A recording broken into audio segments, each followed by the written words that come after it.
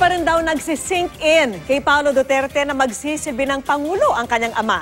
Pero tiwala si Paolo na mapapanagot ni Digong ang mga may kasalanan sa batas. At nakatutok si Mariz Umali. Nakausap ng GMA News pagkatapos ng kanyang trabaho sa opisina ang karaniwang mailap na panganay ni President-elect Rodrigo Duterte na si Davao City Vice Mayor-elect Paolo Duterte o mas kilala sa palayaw na Pulong. Kwento niya, hindi pa rin nagsisink in sa kanya hanggang ngayon na Pangulo na ng bansa ang kanyang ama. Hindi naman daw siya nanghihinayang na hindi dumalo ang kanyang ama sa sarili nitong proklamasyon ngayong hapon sa Kongreso. Kahit dito sa Davao, hindi mo kami sumasali sa mga proclamation namin. Kahit ako. At talaga, Oo. yung buong pamilya niyo. Bakit ayaw niyong sumali sa mga ganun? Ano ba ang tingin niyo sa mga proclamation?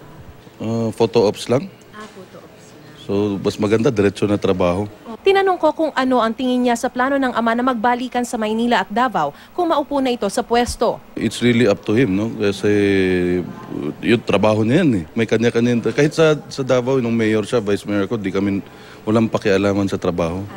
Oo. Pero what do you think will the effect be on his health? Hindi naman siguro, no? At nakaupo lang naman yan sa aeroplano, wala namang ano dyan.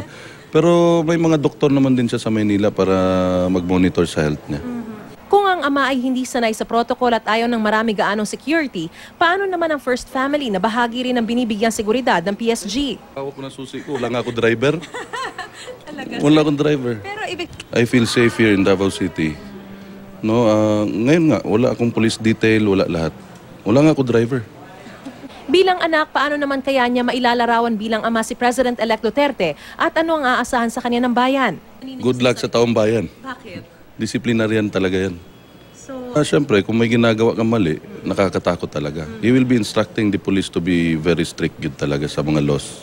mensahe naman niya para sa ama ngayong siya na ang ika-16 na Pangulo ng bansa. Stay healthy and siyempre, fulfill your promises to the people of the Philippines, and I hope God will guide you during your job as President of the Philippines. Mula rito sa Davao City, Mariz Umali, nakatutok, 24 oras.